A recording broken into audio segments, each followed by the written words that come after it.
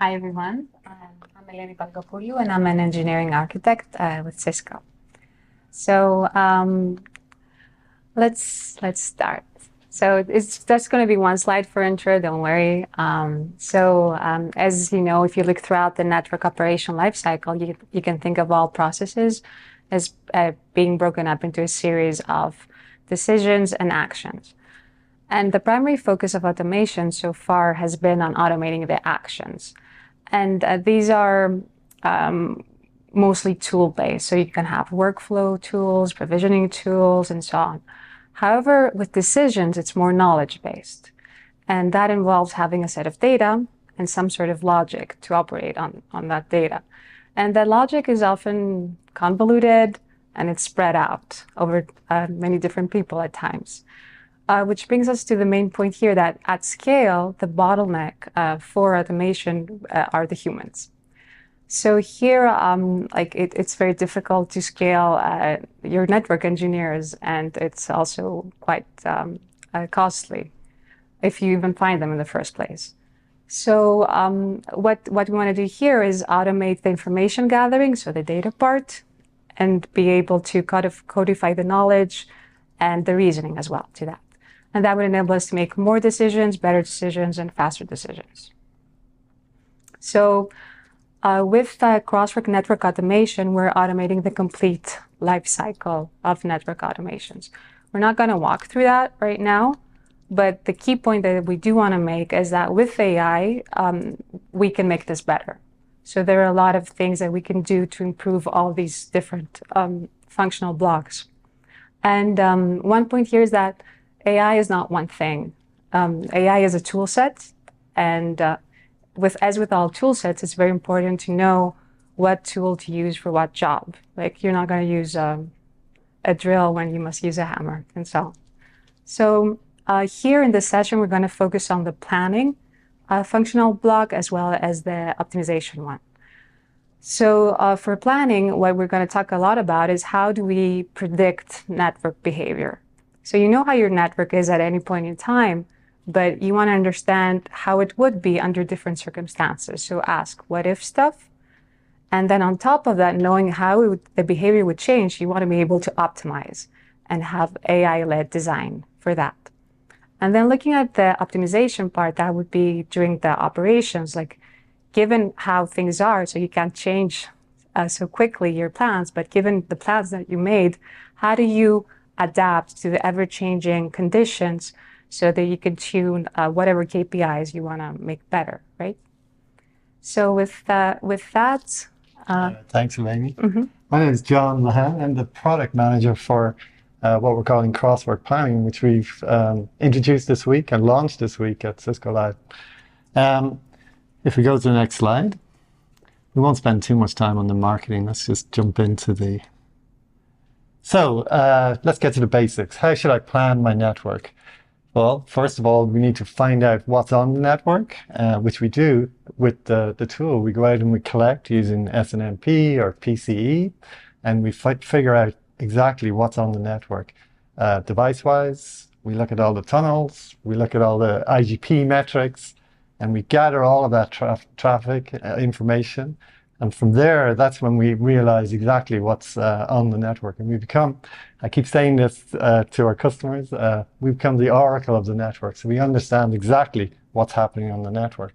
Now, from a planning perspective, how would I plan my network? These are the questions that all operations and planners grapple with on a daily basis. What happens if a link fails?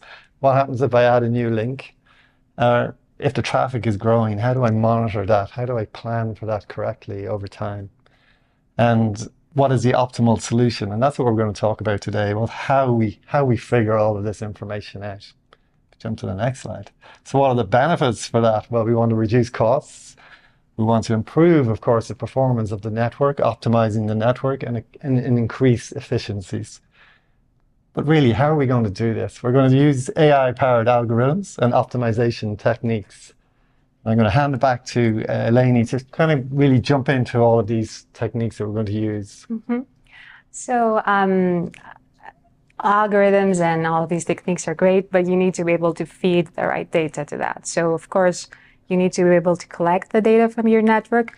You need to be able to build the appropriate models, and more on that in a bit. So then you can take, if you will, a model instance of what you want to do, change it, do whatever hypotheticals, then get your output, and then implement it, and then rinse and repeat. So about the network modeling, like a lot of people kind of pass that by, but it's a very fundamental thing. So it's the foundation to any sort of predictive analysis that you do. So the network model is your view of the world. It's all that you know when you're doing any sort of analysis. And it's also very important to understand that there can be many different types of attributes and objects that you add. So, and you want control over who is able to set what. So you can have some attributes that you can think of them as input that can be set through the collection of model building, or can be set by users, or can even be set by optimization tools that go and set them. But you do want to have some other attributes that are derived that you externally cannot set. So let me give you an example. So let's say, like a very simple example. Let's say that you collect interface statistics, you collect the traffic measurements on an interface, and you model that, you capture that under as an interface attribute, and you have measured traffic. But then you can, if you want to have also measured traffic utilization as an attribute, you don't want that to be set externally as well, because that can be a conflict. So you need to be able to derive that based on the previous information. So having a clear schema, definitions, and those controls are very crucial. So a lot of times, like, we get the question, like, what should be in my network model? And the answer is very enlightening. It depends. So it depends on what you want to do. So for many use cases, it's perfectly fine just to have something very simplistic and have your nodes and your links and how they're connected, because you just care about some topological stuff or some inventory. So that's fine. But maybe if you want to do some analysis that also includes like segment routing policies or RSVP LSPs, like those need to be there. Those need to be part of the model. And then of course you have like more complicated cases where you want to look at not just the IP layer, maybe you want to look at optical as well. In which case you'd also want like optical nodes, optical links, optical circuits, and so on. So the richness of the models depends on what you want to do. And besides that, there are some like guiding principles that we have had, like in those model definitions. So we do want to abstract as much as possible, but not more. So really just to the degree that is needed. And we do want to have multi-vendor models that can be populated for different cases. And another key point here is extensibility. So to give the power and the ability to folks externally to be able to actually say, look, I need this attribute. It's not part of your official schema definitions, but I want to augment the model definitions myself and add that attribute. So that is very key, especially when, you know, adding slight variations of use cases and you want speed. So that part is important. And crosswork planning model is very extensive, of course, extensible, multi-vendor, and so on. So we're doing this a 1-2 punch. So this is the classic scenarios that we see, and this is how I present to a customer. You know, I talked about getting all the information, collecting it from the network. We build this knowledge base. This is a simplistic North American service provider thing that we put together years ago, and we still use to this day. But if you can see in the second diagram here, we fail a link, and we can tell if you have MPLS traffic routed tunnels, how it will reroute, how it will reroute on the network. And that's the same for segment routing or MPLS or RSVP TE. And we've got so many tools within crosswork planning that are already pre-built. So this is kind of simple. Fail a circuit, what's going to happen?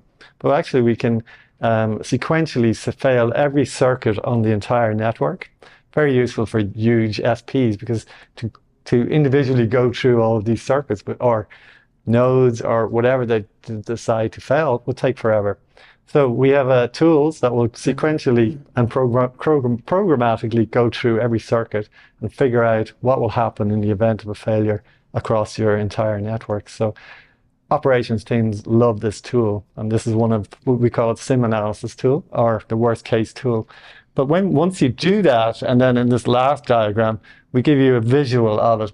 By the way, we're doing this all in the abstract. We're not doing it on the production network. We give you a visualization of what would be the outcome in the worst case scenario.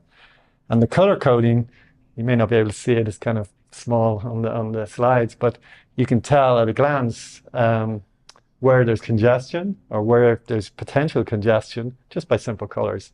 Red, orange, yellow, and here we have purple to say, hey, you're actually dropping traffic on these networks in the event of this failure. So when you look at this, you go from an operation perspective, oh, we're going to fail here. So you can actually click on the interface, do a right click, and it will tell you what circuit will fail that will cause this congestion. And it will also give you recommendations on how to mitigate this problem. So we could do a couple of things. We can either optimize the network, and Elaine's going to talk about that in detail in a moment, but we can optimize all the circuits, or we can recommend, hey, you need to put in a new circuit, new hardware, but we'll make those recommendations for you. I think, yeah, so I spoke about the tools. So it's AI-powered operations and optimizing your network. Fortunately, this thing's blocking I can't see here, but among the tools we have segment routed, RSVP, path optimization, parameter optimization, metric optimization, and we also do capacity planning too. Key for customers to advance order, lease lines, advance order hardware. Like a couple of years ago, remember the inventory cycle, it was a big issue. You really needed to have your hardware orders in. So this helps you have these in advance planning done. Demand deduction, that's the secret sauce here. We actually look at all the traffic and we figure out where all the traffic is going on the network. We can do this in a number of ways, but we use mathematical algorithms to figure it out. Sometimes customers aren't exactly excited about that. They want to get net flow data, and we can do that too. So we can deploy net flow clients and gather the data that way. And that is, percentage terms, maybe 1 or 2% or even 3% more accurate than our demand deduction at times. What else is here? And then the optimization techniques include mathematical optimization and heuristics. And Elaine's going to talk about all of these mathematical equations now. Yeah, so just zooming in a bit more, because this session was about not having too much fluff. I hope it's interesting to you guys. So there's many different classes of problems that can be addressed. So if you look just at segment routing and RSVP path optimization, we have a bunch of tools that do different things. So let's try to zoom in on a couple of those, not all, if it lets me. Great. So we're zooming into the segment routing T bandwidth optimization tool. And there's primary and secondary objectives as well as constraints. And all of these can be configured and controlled. So like the primary objective would be to drive down utilization on interfaces under a user-specified threshold. So somebody says, hey, I don't want more than 70% utilization on my interfaces. And in order to achieve that, I want to either create new segment routing LSPs that would divert traffic on different paths, or I want to reroute some of the existing ones. And maybe there's some secondary objectives like, hey, while I'm doing that, I don't want to just drive down utilization, but I want to maximize my available bandwidth so I have more buffer in the future. Or maybe I care about minimizing delay and so on. And there can also be additional constraints like, hey, I don't want to have latency exceeding X milliseconds. So even if it drives my utilization down, I don't want to do that because it costs too much in terms of latency. So you could do things like that. And then zooming in on another tool, like an RSVPT optimizer tool, it has not just primary, secondary, it also does have tertiary objectives. And to that, what I didn't mention before is, of course, you always have something that you really care about, but maybe you can achieve that in many different ways. So having that control over like what you're willing to trade off as a secondary or even tertiary objective, you can find better solutions. And here, what's interesting is that not all of your RSP LSPs are going to be the same. They're not going to be for the same reason that they exist. So you can have more control as to how those objectives are imposed based on the group of LSPs. So you can say, hey, these are the ones that, this group of LSPs that I really care to optimize based on, bandwidth constraints or delay constraints. But the others, like I put them someplace that I'd like them to stay there if possible. So the fit group. So only move them around if you must, but like I'd rather that they stay where they are. So there are things like that that are give users more power to control things. So on optimization techniques, so here we're just grouping it into two main groups. So mathematical optimization and heuristics. So with mathematical optimization, like most often, like you typically would have an optimization objective, like minimize a function, minimize, my costs, right? Or it can be maximization, it doesn't matter. And then you have a set of constraints. So things that you want to impose, like, hey, like I was saying before, I don't want my delay to exceed this much, or I don't want my utilization to be more than 70%. So you capture all of these objectives and constraints in a mathematical formulation. And then what this really does, I don't know if you're a visual person, like you can think of the variables as dimensions in your space, right? In multidimensional space. And then the constraints are kind of confining your feasible solution space. So then within that feasible solution space, you're able to search that space and find out of the feasible solutions which one best meets your optimization objective. So that's with mathematical optimization. Heuristics is more, I guess, what's more typical in a lot of cases where you just have some heuristic algorithms. You iterate over several things, if then else, loop back, go back. So it's more like an algorithmic approach, which may not have guarantees on optimality.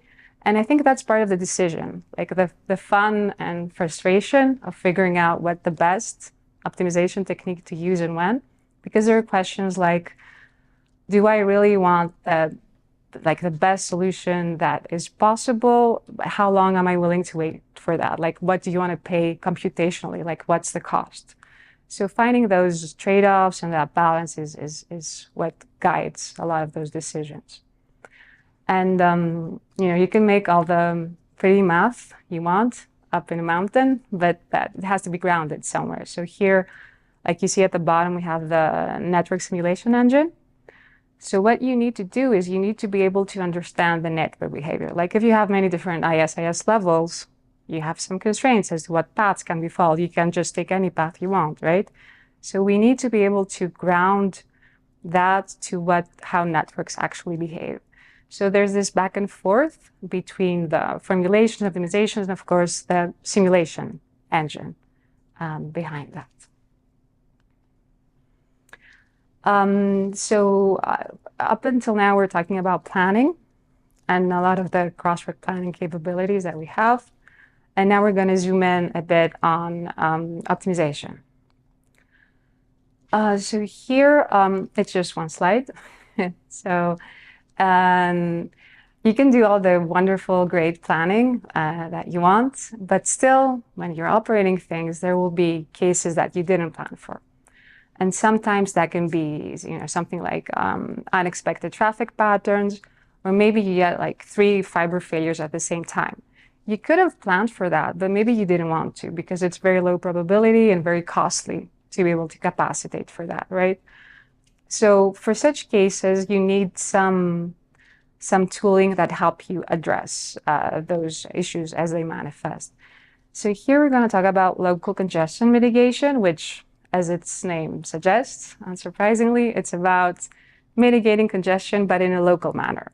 So like first you have to detect where congestion is, and then you want to react as close to the congestion point as possible. You don't want to move traffic away from afar, right? And the mechanism to do that here in this tool is segment routing policies that you deploy locally, and then you're able to divert as little traffic as you must in order to drive down the congestion. So you don't want to, you want to have the least impact possible while meeting your objective of something like, hey, I don't want over 80% or whatever utilization. And that is done like in an automated manner. So it's not like we were saying before, where there's somebody that says, okay, what if this happened? Like it actually happened. You have to react and you have to do it now. So we have two flavors of how it can work. So here, with the human in the loop, then this can run all the time, monitor, and then make recommendations and say, hey, I detect a congestion here. In order to mitigate it, I'm proposing that you add these segment routing policies with this path like that. Is it okay? And then the user actually goes and says, yeah, I'm good with that. And then it goes ahead and provisions those segment routing OSPs. And then it keeps track of it over time. It figures out when they're no longer needed with some dampening, because you don't want to be ping-ponging between, adding and removing. And that's the summary for LCM, and we have a demo. You do have a demo if you want to see it, but I want to invite you to ask us any questions about the planning or the COE or the CNC. Anything that... Who's kind of ideal customer and network for this? It's really service providers mostly, and larger enterprises. But I really want to democratize it a little bit and invite smaller enterprises as well. So anything around above 30 riders, I think I would recommend a planning tool of some sort. So this could be a good tool for even medium-sized enterprise. Is there a max number of nodes that you can have as part of the modeling? There is. We're saying 6,000 today, and with potential to grow higher. But now, when we say maximum nodes, it's not just, it's multidimensional. We have to think about how many interfaces, how many tunnels, how many LSPs, etc. saying the same thing. But so it's multidimensional, but 6,000 is a good point to key off. 6,000 nodes. So are we showing the Crosswork planning one or the LCM? Crosswork plan. Okay. So this is going to go quickly. I'll try and talk through it. And so we have, you can see all our demands. And here we're seeing a map of Europe. We're looking at the interfaces here. Now I'm just going to do a test and fail a link between London and Paris. And you'll see what will happen. So in the event of a failure, we redirect over to Brussels, I think that is, or down. Now, so here we're going to do a sim analysis of the entire network. And it's all menu driven. So a new starter could do this. And basically, again, it's an abstraction of your network. So you're not impacting your production network. You're seeing what can happen. You get a report like this, and it will tell you how many interfaces exceed the utilization, and you also get a visualization. So this is the color visualization of the worst case traffic view here. Boy, this is really fast, right? Now we're doing capacity planning. Boom. So here we set the max we wanted is 75%. And again, you drive through the menus, and you can run this job in the background, and then you can set a new plan file, which is doing here, and then it runs the test. And it comes back and it tells you, hey, we recommend the following circuit upgrades. And it will give you a report, and you'll have time to read that report. It won't be like this in seconds. So, and here, the final tool we wanted to show you was metric optimization. So the traffic might be congested in certain areas of the network, and we can go in and look at the IGP metrics and suggest metric redos on the metrics and give you a report of exactly what metrics to change. And then here we have it here, the old metric on the left-hand side and the new metric on the right-hand side. So I'll be taking quiz questions, so quick, right? But the point is that all of these tools are available and they're menu driven. So you don't, even a new user can get on this application and just walk their way through this GUI interface. So we're pretty excited about the ease of use. Not excited about the speed of this, but the ease of use is pretty cool. These tools chargeable, or are they available to the larger enterprise customers that you mentioned? Yes, so really we kind of price on a node per node basis. So we sell, as the product manager, I'll sell to anyone. So small, medium, or large enterprises are service providers. Yes, it's definitely available, the short answer. Yeah. Any other questions, thoughts? We thought 25 minutes was too short. We thought, hey, we'll give us more time. The kind of questions I see a lot include, is it difficult to install? We've really made an effort to make this nice and easy to install, GUI driven. How do we do the collection? I said it earlier, but to repeat, we do SNMP, or we can use PCE, or we can even take the IGP databases, OSPF, link state database, and we can figure out the topology and build out the network. So it does take a while. I mean, it could take a couple of hours to build the entire network, especially if it's a large service provider network or a large enterprise. So there's a little bit of work involved, but we've tried to make it as easy as possible, and that you don't, that the customer themselves can actually do it. So that was the goal. You mentioned deployment of the segment route policies. What mechanism is used to actually deploy those? It's through the SRPC, the segment routing PC, so PSEP. To make those predictions, like how much kind of data are you looking at, like weeks, months worth, or just a snapshot? So for it depends on the use case. So if you want to do planning and you want to say, okay, what capacity do I need to install for the next quarter? You would typically look at, a few months worth of data. Maybe you want to do some analysis and say like, hey, I care about the 95th percentile of what I've observed in the past month or something like that, and then plan based on it.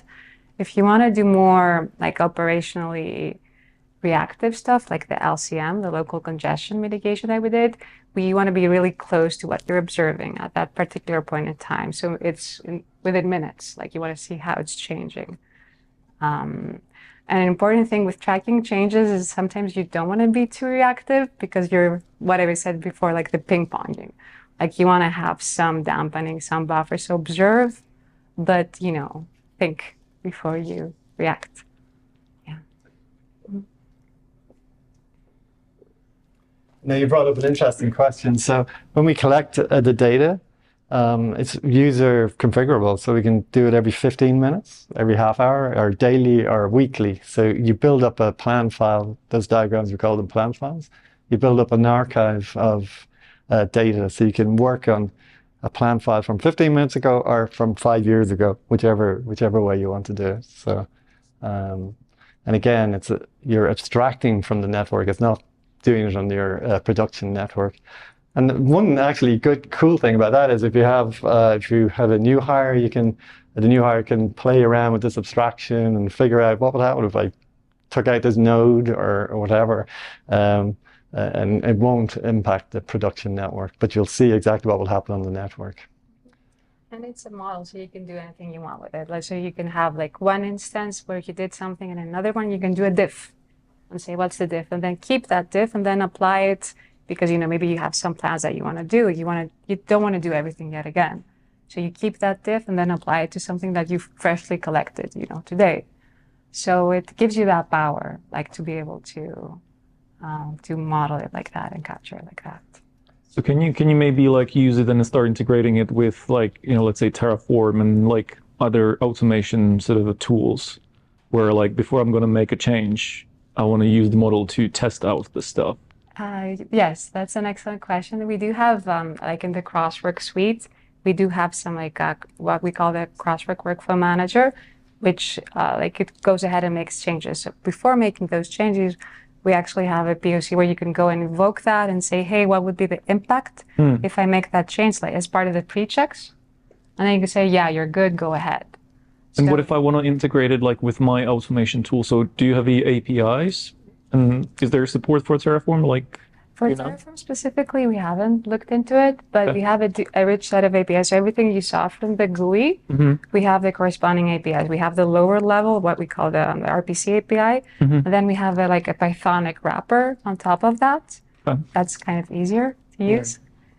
So you can integrate, and you can do, and a lot of folks like just write their own scripts because you don't want to be in front of. I don't want to be in front of a GUI. Maybe some other people do. Okay, cool. Yeah, just to add, is it made it open software, so for that purpose exactly. I haven't tested Terraform or Terraform uniquely, but we would expect it to work properly.